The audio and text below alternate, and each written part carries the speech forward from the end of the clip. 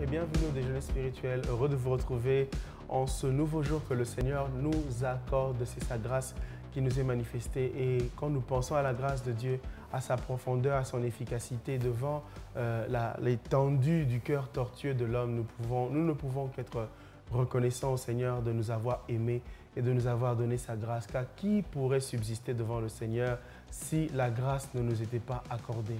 Seigneur, nous te sommes reconnaissants. Shalom encore une fois, d'où que vous nous suiviez ici à Lubumbashi, en dehors de Lubumbashi, sur la route Likasi, là même à Kipushi et dans les villages alentours de Lubumbashi, que la paix du Seigneur vous soit accordée, vous soit renouvelée, vous soit dispensée par le Seigneur lui-même et par ses ouvriers, ses dispensateurs qui agissent et servent en son nom. Nous sommes heureux de vous retrouver ce matin. La partie cachée de l'iceberg et celle visible. Tous les ouvriers du déjeuner spirituel ensemble réunis pour partager avec vous ces quelques instants et échanger la joie du Seigneur autour de cette table. Je m'en vais saluer avec vous et pour vous la partie visible. Bonjour Papa Jerry, bonjour Maman Charlotte. Bonjour Papa Ephraim. Et bienvenue. Merci. Je crois que le jour que le Seigneur nous accorde est porteur de suffisamment de force pour nous permettre de le vivre. Et bien voilà, nous allons consommer la joie du Seigneur et sa grâce au travers de ce déjeuner spirituel et pourquoi pas passer par la porte que le Seigneur nous ouvre sur cette journée entière. Nous allons dire merci au Seigneur pour ce jour qu'il nous accorde, pour son amour manifesté à notre égard. Prions. Merci Seigneur pour ton amour, ta bonté et ta fidélité. Tu es amour, ô Dieu, et tu es merveilleux. Tu nous fais grâce, Seigneur. La Bible dit de toi que tu es le Dieu saint et vrai et véritable. Alléluia. Pour nous faire du bien, tu es celui, ô Dieu, qui tient la récompense dans ta main, qui tient aussi le jugement, ô Dieu. Tu es celui, ô Dieu, à qui appartiennent toutes les âmes. Merci pour tout. Alléluia.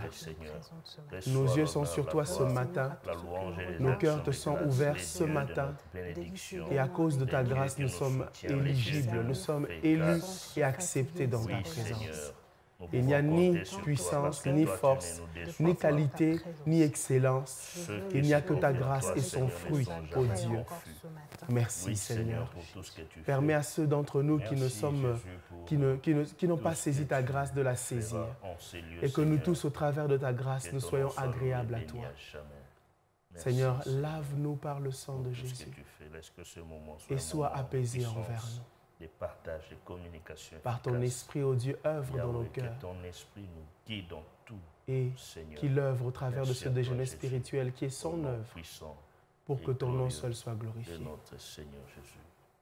Lorsque ainsi tu auras, Seigneur, agi, nous ne manquerons pas de te rendre l'honneur et la gloire. Et nous savons que tu le fais déjà. Voilà pourquoi nous te rendons tout l'honneur et la gloire qui te sont dus. Au nom de Jésus. Amen. Amen.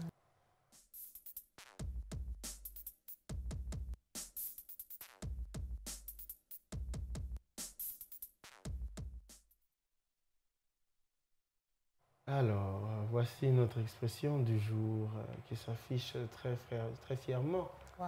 Avoir un compas dans l'œil. Ça va trouver l'œil.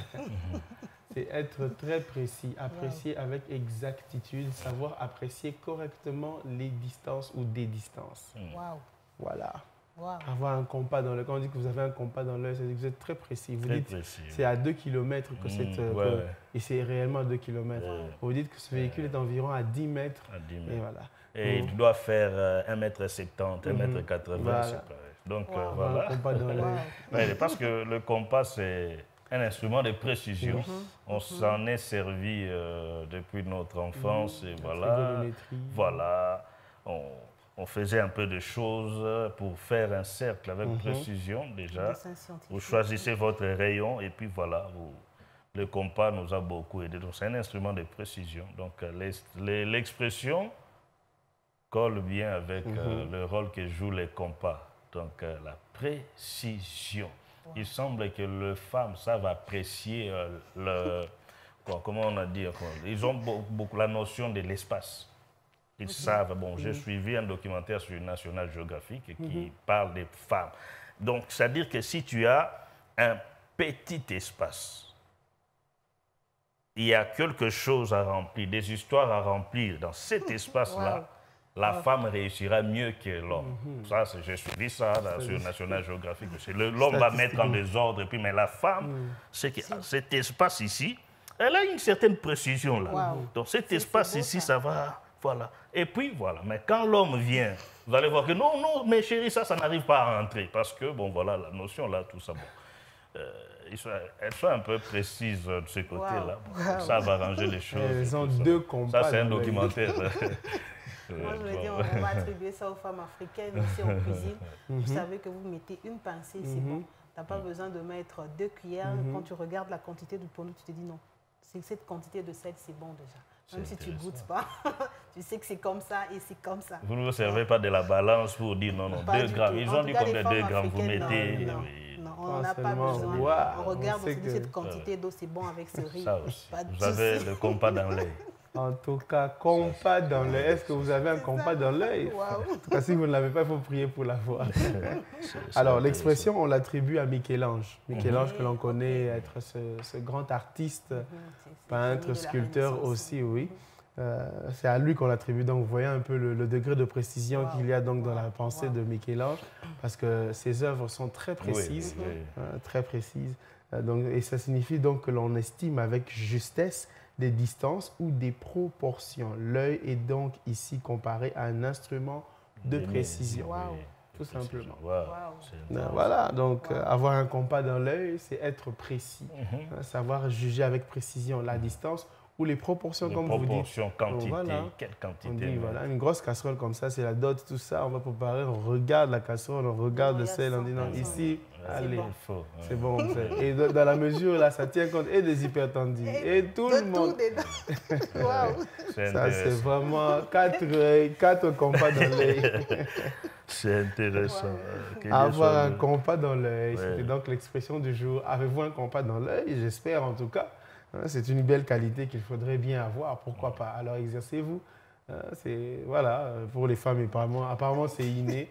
Pour les hommes, bon, comme nous sommes toujours obligés de battre le fer, tout ça, les chemins, on va y aller, on va faire le Mbulamatari, en train de casser les montagnes et on persévère. Voilà, on va prendre maintenant le pain du jour, la parole du Seigneur tirée de la prédication du dimanche passé, une portion que nous voulons consommer ensemble. Tout de suite, pain du jour.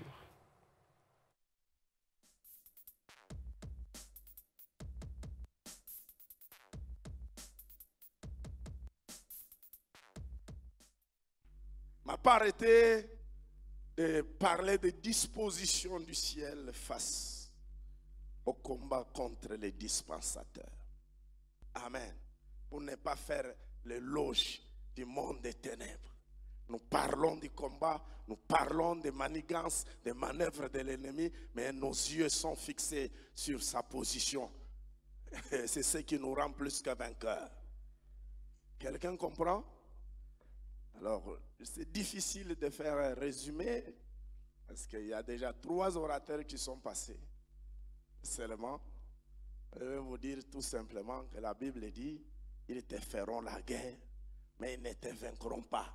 Parce que moi-même, je serai avec toi. Nous acclamons le Seigneur.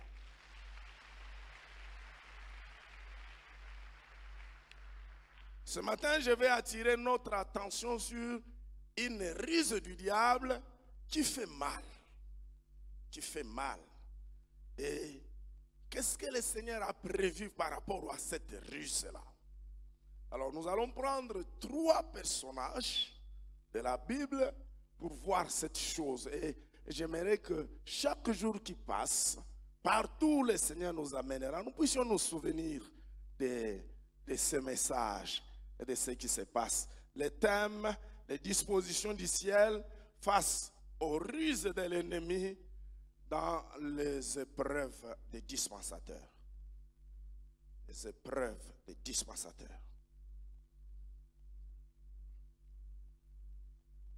Là, nous pouvons lire dans Job chapitre 1, versets 7 à 12. Et nous allons enchaîner avec Job 2, 8 à 10.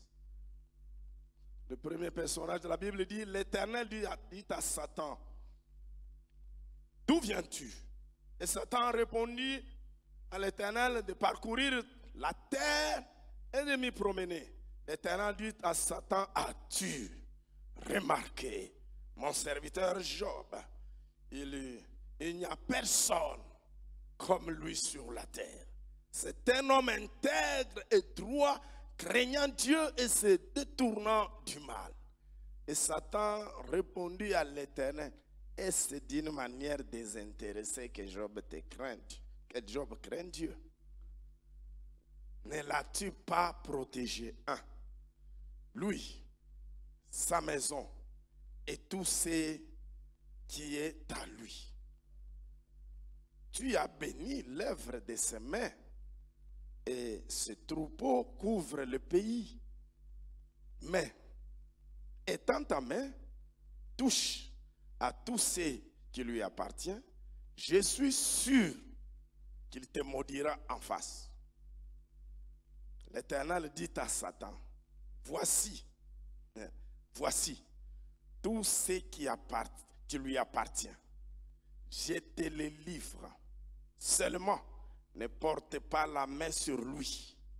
Et Satan se retira de devant la face de l'Éternel. Job 2, 8 à 10. Et Job prit un tesson pour se gratter et s'assit sur la cendre. Sa femme lui dit, tu demeures ferme dans ton intégrité, maudit Dieu et meurs. Mais Job lui répondit, tu parles comme une femme insensée. Quoi? Nous recevons de Dieu le bien et nous ne recevons pas aussi le mal.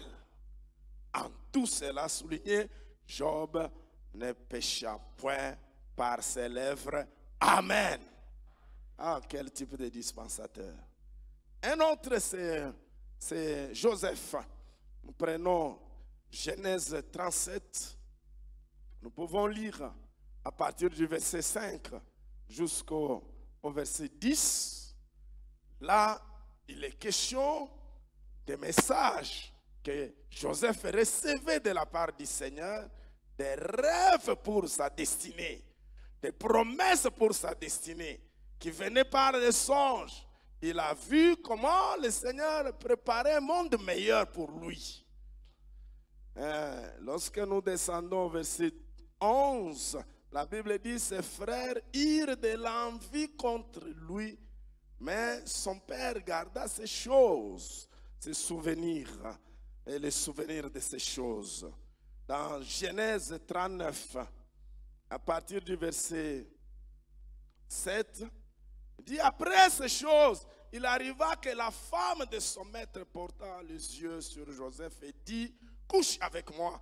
Il refusa et dit à la femme de son maître, voici, mon maître ne prend avec moi connaissance de rien dans la maison. Il a remis entre mes mains tout ce qui lui appartient. Il n'est pas plus grand que moi dans cette maison. Il ne m'a rien interdit excepté toi, parce que tu es sa femme. Comment ferais-je un aussi grand mal et pécherais-je contre Dieu? Le verset 10 dit, quoi? Qu'elle parla tous les jours à Joseph. Il refusa de coucher auprès d'elle et d'être avec elle. À partir du verset 11, vous descendez, vous voyez comment il a encore manœuvré pour faire tomber Joseph. Et cela n'a pas réussi. Joseph va se retrouver en prison. Le troisième personnage, je prends le Seigneur Jésus lui-même dans Luc, chapitre 4, à partir du verset 1er, nous pouvons lire jusqu'au verset 3e. Jésus, rempli du Saint-Esprit, il est rempli du Saint-Esprit qui était descendu sur lui le jour de son baptême, revint du Jourdain et il fut conduit par le Saint-Esprit dans le désert pour prié certainement, où il fut tenté par le diable pendant 40 jours. Il ne mangea rien durant ce jour-là et après qu'il fut reculé, il eut faim. Le diable n'aime pas là où il y a un besoin. Il eut faim et le diable lui dit, si tu es fils de Dieu, ordonne à ces pierres qu'elles deviennent du pain. Et vous suivez la suite des tentations. Et au verset 13, la Bible dit, après l'avoir tenté de toutes ces manières, le diable s'éloigna de lui jusqu'au moment favorable.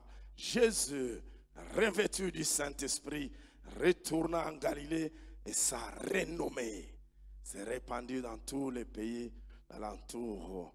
Amen, amen, amen. Vous pouvez aller jusqu'au verset 21. Que Dieu vous bénisse abondamment, qu'il bénisse la parole.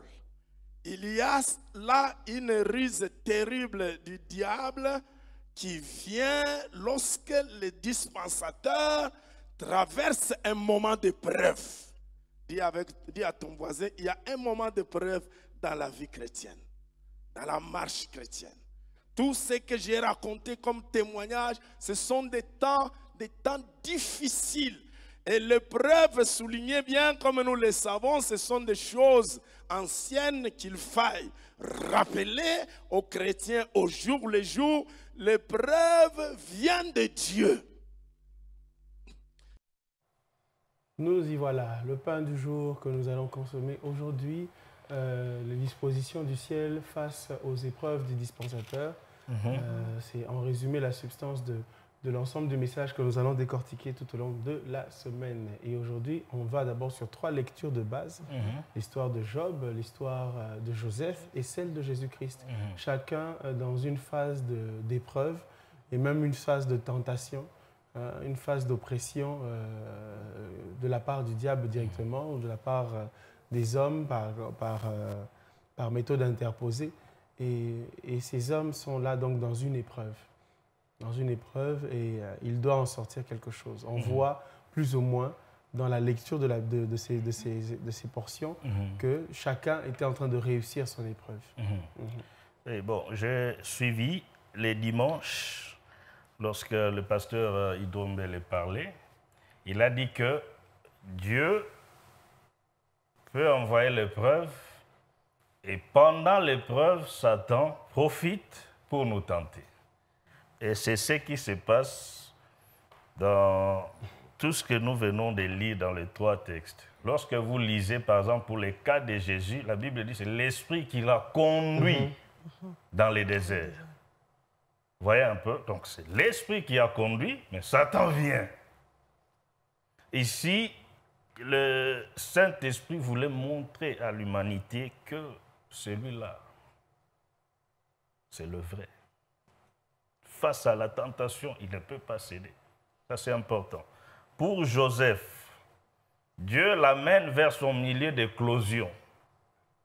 Les épreuves sont là, mais la tentation vient par la femme de Potiphar. Vous voyez? Et pour Job, c'est pareil. Donc, ici, la tentation vient de beaucoup de manières. Même la femme de Job, quand elle vient là, vous pouvez comprendre qu'ici, elle veut dire, mais jusqu'à quand tu vas continuer dans ton intégrité? Donc, l'épreuve est là, mais la tentation se glisse. Ça, c'est quelque chose qu'on pouvait souligner dans ces 3 textes que nous venons de lire. C'est merveilleux de voir comment Dieu organise les choses. Les dispositions du ciel, c'est vraiment... Dieu sait que un moment, les épreuves seront là. Donc, il n'y a aucun enfant de Dieu qui va dire, voilà moi, je suis un peu spécial, les épreuves ne viendront pas et tout ça, et tout ça. On peut repousser les épreuves, mais ça vient, ça nous suit. Voilà. Donc, c'est un peu ça. Donc, ça vient, ça nous suit. On va dire que c'est Dieu qui nous éprouve. Oui, mais comme sur ce pain, nous avons le mot final du pasteur qui dit que l'épreuve vient de Dieu. Et je pense que si on a suivi le message, on aura entendu que la tentation ne vient pas de Dieu. Parce que la Bible est très claire. Oui, Dieu ne tente personne. Et il n'est lui-même tenté par les mal. Ouais. Là, ce que dit la Bible à ce sujet. Donc, quelqu'un est déjà en train de se poser la question, mais Dieu, comment Dieu peut tenter? Dieu ne tente pas. Et lui-même n'est tenté par... Il n'est pas tenté par le mal. Donc, il ne peut tenter personne. Il nous éprouve afin de sortir le caractère de son Fils en nous. On peut superposer l'histoire de la parabole des crayons à cette introduction ce matin pour dire que l'épreuve fait partie de notre vie, comme le crayon doit être taillé pour sortir le meilleur et continuer à être excellent. L'épreuve doit sortir de nous le caractère de Christ que le monde attend. Oui. C'est important de voir dans tous ces trois textes ce qui ressort. Par exemple, lorsque nous prenons le cas de Job, c'est pourquoi nous disons, quand nous croyons à Dieu, nous devons savoir pourquoi nous croyons. Notre foi se base sur quoi? Parce que regardez ici, Job est touché. Tout ce qu'il possédait, parce que ça, c'est la richesse de quelqu'un. Les peuples à l'époque, c'était des agriculteurs. Donc, c'est-à-dire toucher à ses ânes, toucher à ses brebis, c'est la richesse de tout. C'est comme aujourd'hui, on viendrait prendre les mining de quelqu'un. On viendrait prendre les magasins de quelqu'un. On viendrait prendre, je ne sais pas moi, ces taxis. Ici, là, il y a une société de transport. Vous comprenez? Donc, pour Job, il peut se dire, mais maintenant que je n'ai plus rien, pourquoi Dieu me fait tout ça? Mais ici, Dieu veut juste nous montrer qu'il y a des gens qui ont connu les épreuves, qui ont résisté. Ça, c'est Job. Nous en parlons et avec appétit, nous en parlons avec... mais les Job modernes, c'est nous. Les Job modernes, c'est nous. Si la même chose nous arrivait, comment allons-nous nous en sortir? Est-ce que nous allons abandonner? Parce que c'est la même stratégie que Satan utilise.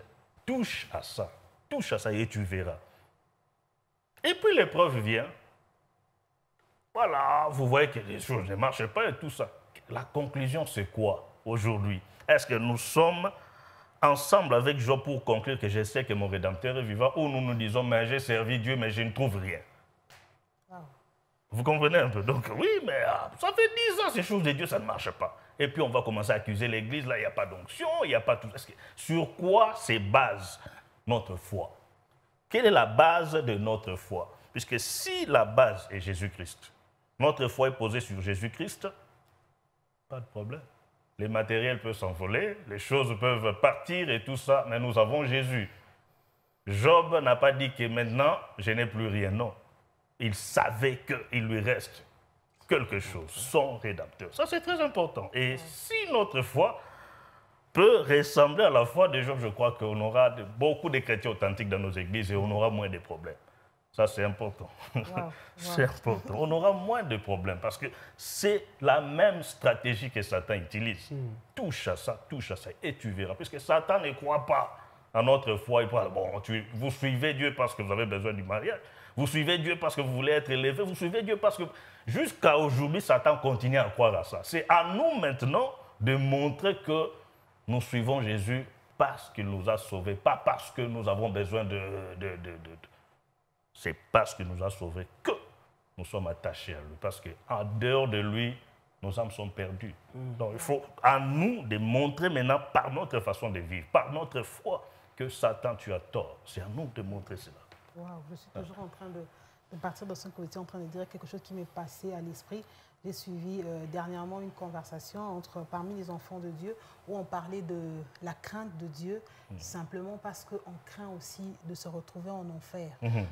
On craint Dieu pas parce qu'on aime Dieu, mais parce qu'on sait que l'enfer existe. Et pour échapper à cette réalité de l'enfer, finalement, on choisit de craindre à Dieu. J'étais en train de me baser sur ça avec tout ce que Job a reçu, parce que Satan, à un moment, est en train de dire à Dieu, il te craint parce qu'il a ça, parce que si tu essayais de le lui arracher. Et j'étais en train de comparer cela à l'enfer aujourd'hui. Et parce qu'on sait, on sait tous que Dieu connaît tout, il a la réalité, il a la totalité de la connaissance.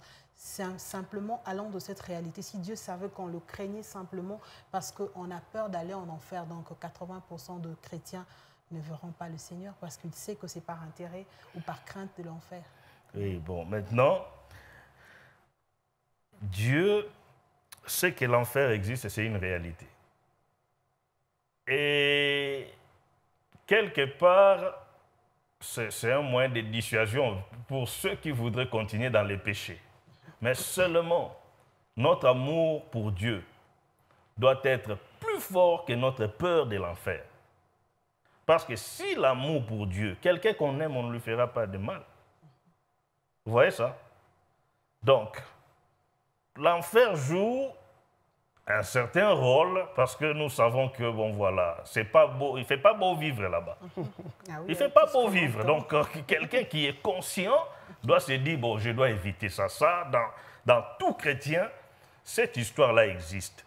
Mais seulement ici, est-ce que vous savez qu'il y a des gens qui savent que l'enfer existe, mais qui sont dans les mal les plus terribles? Ça ne lui dit rien, il continue à tuer, c'est que l'enfer existe. C'est comme un enfant qui craint pas son père, mais qui a tout simplement peur de la chicotte. Oui. Mais il y a aussi ceux qui ont bravé la chicotte. Oui, oui. Donc, il s'est dit, bon, voilà, ça ne me fera rien. Il y a des gens qui continuent à rêver, qui pensent qu'en enfer, on sera bien.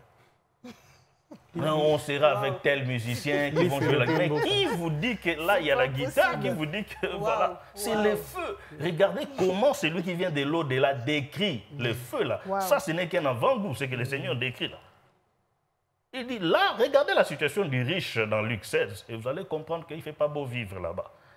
Et si le temps des feux, qui n'est pas encore inauguré, qui attend encore, parce que Satan il sera jeté, et tous ceux qui l'auront suivi seront jetés là-bas.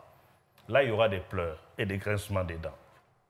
Mais maintenant, si nous, en tant que chrétiens, nous disons, bon voilà, nous voulons faire les choses parce que nous craignons et tout ça, l'amour pour Dieu, c'est ce que je disais, l'amour pour Dieu doit être dessus. Je ne fais pas ceci parce que j'aime mon Seigneur. Je ne fais pas ceci. Bien sûr que je dis que le feu joue un moyen de dissuasion, de pression sur nous, tout ça, mais seulement l'amour pour notre Dieu doit jouer un grand rôle. Je ne fais pas parce que le Seigneur dit, si quelqu'un m'aime, il gardera mes commandements. Vous comprenez? Si nous gardons ce commandement, c'est par amour pour lui. Pas par crainte de l'enfer. Pas par crainte de quelque chose, tout ça.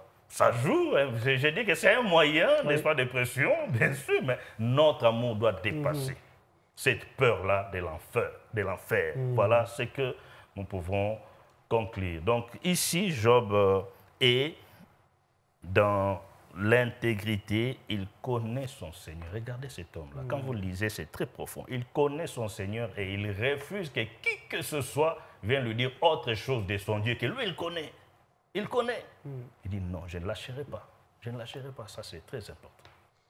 Merveilleux, merveilleux. Les valeurs que nous avons dans notre Seigneur, et c'est ce que le Seigneur vient éprouver et vient porter à maturation.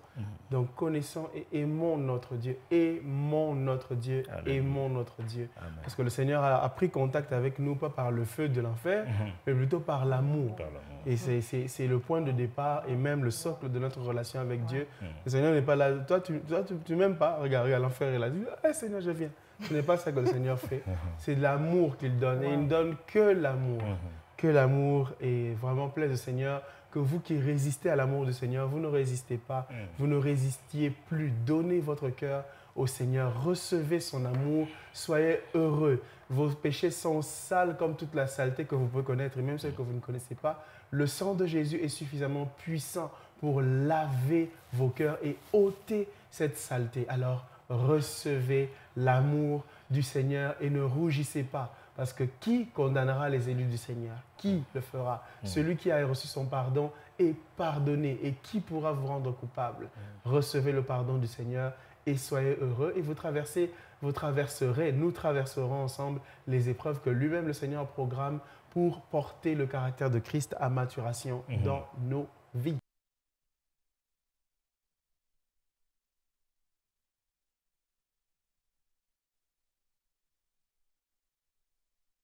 Phil, maman Charlène, papa Jerry, mais nous allons quand même un petit comme ça. Okay. C'est la petite introduction, il faudrait quand même que je sois quand même un peu fidèle à ma parole. Hein. Sinon, tous les téléspectateurs fidèles allaient dire voilà, il a encore, il essaie d'échapper. Non, non, non, non. On ne sait pas échapper. Aujourd'hui, on veut juste introduire un tout petit peu le peuple Sangha. On avait dit qu'on introduirait le peuple Sangha. Okay. Voilà. Bon, en tout cas, vraiment, je n'ai pas la prétention d'être les spécialistes des peuples. Surtout que quand je prononce les mots dans les langues, c'est terrible ici. Donc, on est prêt d'éteindre les caméras, c'est compliqué. Mais voilà, le peuple Sangha, qu'est-ce qu'on va dire du peuple Sangha? Qu'est-ce qu'on va dire du peuple Sangha? C'est un des peuples qui, j'ai envie de dire, qui peuple. Le grand Katanga.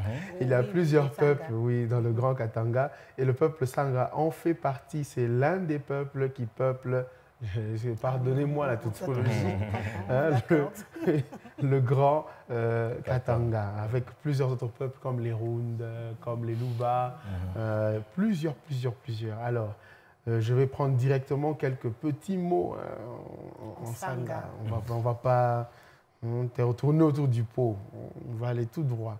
Et j'ai sélectionné des mots assez stratégiques comme « que la paix soit avec vous ». Wow. Ah oui, mais ça c'est vraiment, ça c'est une chose que l'on dit à toutes nos réunions. Shalom, shalom, shalom. Et c'est quelque chose que le Seigneur a vraiment chéri lorsqu'il s'est présenté à ses disciples ressuscités, étant ressuscité. Voilà. Alors, comment est-ce que le Seigneur le dirait en Sangha?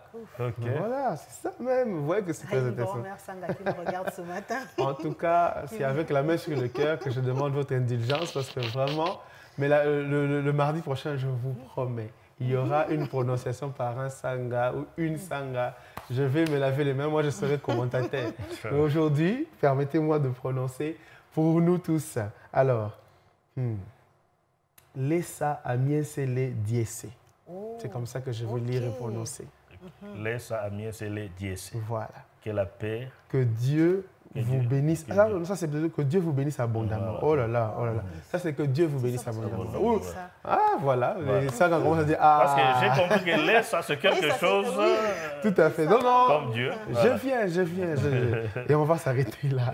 Que la paix soit avec vous. Avant qu'il y ait plus de dégâts, on s'arrête là. Que la paix soit avec vous. Alors, ça c'est très long, hein? Attendez d'abord que je sois sûr de bien. Alors, Mutende ekale nenu ou batalaji buikale nenu. Wow. Batalaji buikale nenu. C'est pas loin de voilà. Nenu. Ah oui, oui. Nenu c'est nous. Donc, que la paix du Seigneur soit avec En tout cas, je vous laisse disséquer. Moi, je ne fais que transmettre. Voilà. Alors voilà, le peuple Sangha, c'est l'introduction. Ce n'est que l'introduction. Le Seigneur a constitué donc un peuple de toutes les tribus, de toutes les langues. Et le peuple Sangha en fait partie. Alors nous saluons tous les chrétiens Sangha et nous bénissons le Seigneur pour cela. Nous saluons tout le peuple Sangha, aimé de Dieu comme il aime toutes les nations.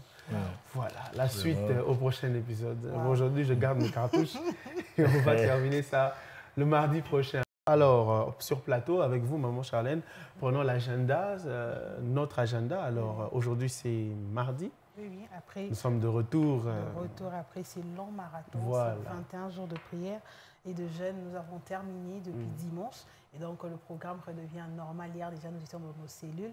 Et aujourd'hui, nous nous retrouvons pour la réunion de femmes à partir de 16h. Donc, de 16h à 18h juste. Et la communauté anglophone, je crois, que reprend aussi ses habitudes. Oui, elle va reprendre ses habitudes. Voilà. Living the Truth Bible Study en direct. De 18h à 19h. Les sont redevenus normaux. À la télé et à la radio. Voilà. Nous sommes de retour donc à nos activités normales et nous vous convions à nous rejoindre, chères femmes de Lubumbashi, de ses environs, Kipushi, route Kasubalesa et les villages, route Likasi aussi et les villages environnants. Vous êtes les bienvenus à cette réunion des femmes qui démarre à 16h aujourd'hui. Soyez nombreuses et soyez bénies. Il y a un programme aussi à Kisanga. Oui, merci vraiment de nous le rappeler. À Kisanga commence la session de prière dénommée « Nous n'ignorons pas ses desseins ». À la parole éternelle Kisanga, oui, c'est à partir du lundi prochain, je crois, si je ne me trompe pas. Lundi 17, oui. Oui, voilà. Vous êtes sûr, ce n'est pas le 13 ? Non, du 13. Voilà, 13, du 13 au 17. Je commence à avoir peur. Donc, Voilà, à partir du lundi 13, nous aurons, nous n'ignorons pas ces dessins à la parole éternelle, extension du 13 décembre au 17 voilà, décembre. Extension de Kisanga. Donc, nous sommes cordialement invités. Vous avez encore, vous savez, je me rappelle quand on terminait la session de prière, une des sessions de prière des 21 jours, pas celle-ci, je me rappelle que j'étais vraiment... Je sentais que je pouvais continuer à prier. Je sentais. Eh bien, c'est une très bonne disposition. Les scientifiques font les études sur en combien de temps on construit une habitude. Et là, 21 jours est un délai clé. Oui. 21 jours pendant lesquels on fait la même habitude tous les jours à la même heure.